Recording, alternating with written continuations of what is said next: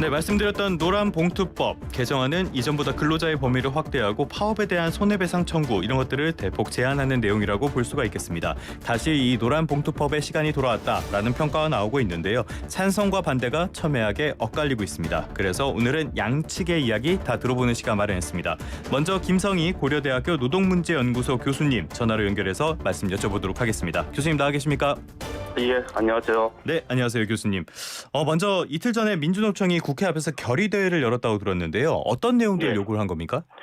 그 민주노총이 전국 대표자 총파업 결의대회를 국회 앞에서 열었고요. 산하의 전국금속노조가 여의도 한국경제인협회 앞에서 했는데 노란봉투법, 노동조합 및 노동행위 조정법 2~3조 개정이 핵심이고요. 이와 연관되는 노동자의 단결권, 단체교섭권 보장에 관한 국제노동기구 ILO죠. ILO의 핵심협약 이행 등을 요구하는 내용이었습니다.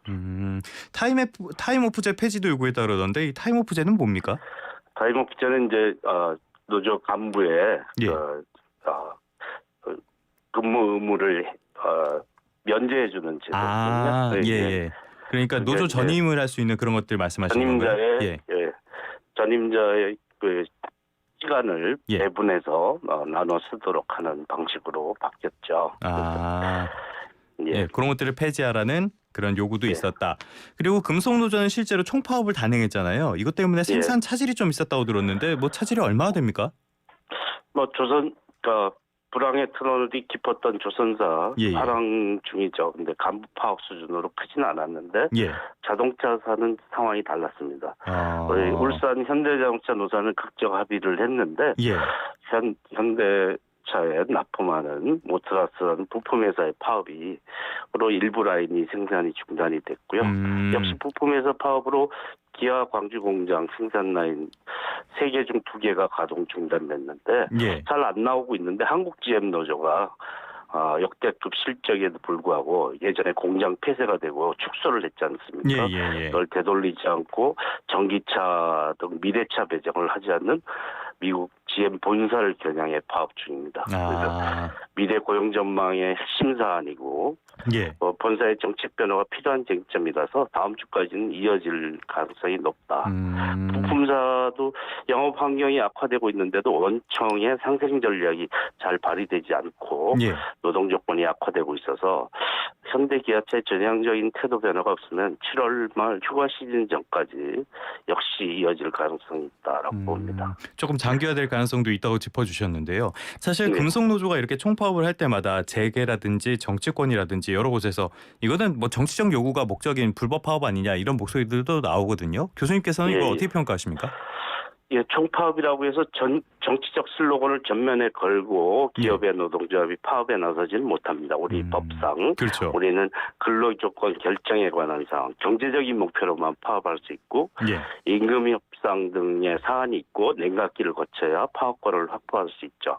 그래서 여러 산업 사업장의 흐름을 한데 모아서 총파업이라고 민주노총이 이름을 붙였지만 그래서 정치적 의미가 부여되긴 하지만 법률적인 요건을 거쳐서 파업권이 있는 사업장만 참여한다는 의미에서는 정치 파업이라고 낙인을 붙이기는 좀 힘들지 않냐. 그래서 우리의 모든 사회적 행위가 정치적 의미를 가지잖아요. 그럴 수밖에 없죠.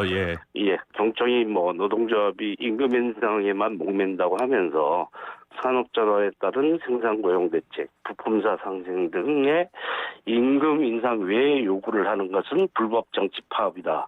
몰아세우는 건 너무 속편한 얘기가 아닌가 생각이 듭니다. 알겠습니다. 이 파업이라는 건 어찌됐건 노동자의 권리 가운데 하나인 건 맞으니까 너무 색안경만 끼고 보는 거는 그렇게 좋지는 않은 것 같습니다. 다시 노란봉투법으로 가보겠습니다. 노란봉투법 야당에서 당론 발의를 하겠다 이렇게 밝혔잖아요. 야당에서 이 개정을 요구하는 이유는 뭐라고 보십니까? 노동권을 인정해서 자본주의 사회에서 이제 압도적인 영향력과 지배력을 발휘한 기업과 집단적인 대등한 관계를 형성하는 게 이제 근대 시민법의 특징인데요.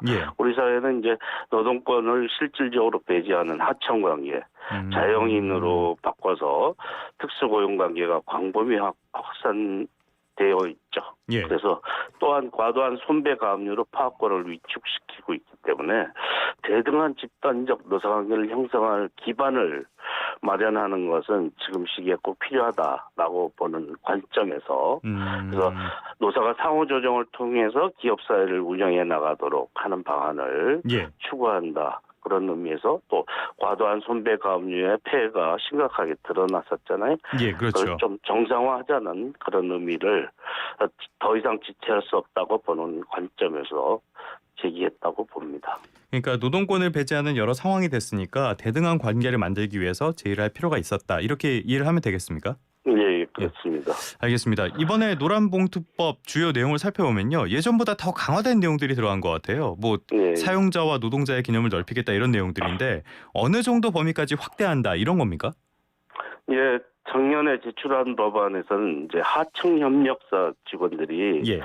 실질적으로 노무관계를 지배 결정한 원청이 아무런 결정을 해주지 않으면 어떤 이런 한 푼의 임금 인상도 못하지 않습니까? 예, 그래서 그렇죠. 원청의 예. 사용자 책임성을 인정하는 대법원 판례를 반영하는 사안 정도였는데 예. 이번에는 98년 외환위기부터 계속 확대되고 있죠. 특수고용 플랫폼 노동자, 그렇죠, 그렇죠. 형식상 자영업자입니다. 예. 우리나라 650만 고용원이 없는 자영업자 중에 200만 명이 넘는 사람이 사실 실질적으로 이렇게 임금 노동자와 같은 속성을 가지고 있는데 이들이 근로기준법상의 노동자인 것은 뭐 판단하기가 힘들다니까 결정되기가 쉽지 않다라고 보더라도 노동조합법상의 노동자 노동상권은 계약의 형식이나 고용 형태와 상관없이 누구나 누려야 되는 기본권이라는 게 ILO 기본협약의 정신이지 않습니까? 예. 우리의 헌법상의 기본권이기도 하고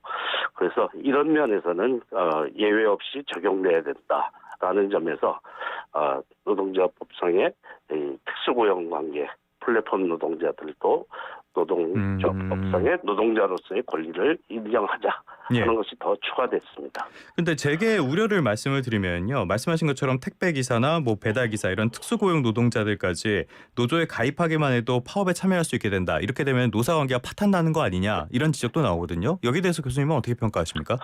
예, 모든 개인사업자를 의 노동권을 인정하는 건 아니죠. 그런데 예. 지금 이제 종속적 임금 노동자의 속성을 분명히 가지고 있지만 판단하기가 어려운 그런 특수고용관계 프리랜서 플랫폼 노동자들이 계속 확대되고 있습니다. 예. 예전에는 이제 정규직이었다가 특수고용으로 바뀌었던 98년도에 외환위기 때, 그렇죠. 예. 그 학습지 교사, 건설운송기사, 보험 모집인, 골프장 경기보조원이 있었는데 지금 계속 늘어나고 있죠. 택배기사, 배달라이더, 화물기사, 뭐 금융모집인 등으로 일상생활에서 접하는 많은 분들이 자영인으로 취급되는데 노동자로 보호받지는 못하고 있습니다. 예.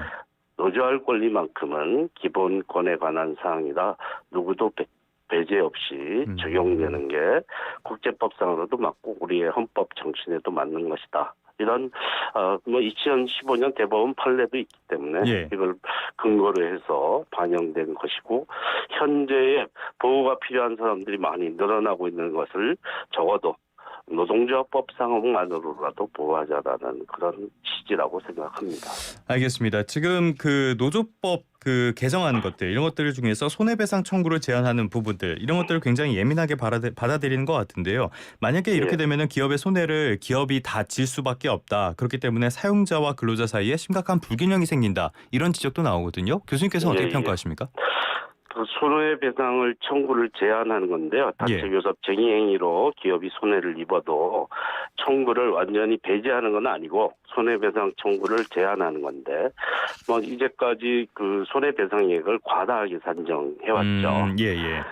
파업으로 인한 그 비용이라는 게 다 매몰 비용은 아니거든요. 복구가 되고 시간이 지연됨으로 인한 손해는 사실 국제적인 계약상 그건 면책에 해당할 수 있는 사안이거든요. 예. 유럽의 국가들도 많은 파업이 있고 이런데 그 문제가 절대적으로 그 다시 복구 불가능한 비용이 아닌데 그걸 다 과도하게 계상해서 간부 몇 명이나 노조 몇 명에게 청구를 해서 사실 1인당 30억이 넘는 청구를 했던 거고 그러면 이제 그게 신원보증인까지 가압류를 하고 이래서 삶을 파탄으로 몰아가는 그런 결과를 빚었죠. 그 삶의 파탄을 파업 행위로 인해서 삶을 파탄으로까지 몰고 가서는 안 된다. 일정한 수준으로 제한해야 되고 예. 개인에게 끼치는 것을 기여도에 따라 산출해서 과도하게 하청 노동자가 평생 벌 수도 없는 돈에 버는 돈에 한 몇십 배가 되는 금액을 손배 가압류를 맞는 이런 결과를 초래하는 안 것은 된다. 과도한 것 아니냐. 예. 이걸 개정하자라는 것이죠. 알겠습니다. 끝으로 최근에 삼성전자 노조가 무기한 파업을 선언을 했잖아요. 그래서 이런 점들이 계속 반복이 될 때 노란봉투법의 피해자는 미래 세대가 될 수밖에 없다. 기업들의 글로벌 경쟁력이 떨어질 수밖에 없다. 이런 지적이 나오거든요. 교수님께서는 어떻게 보시나요?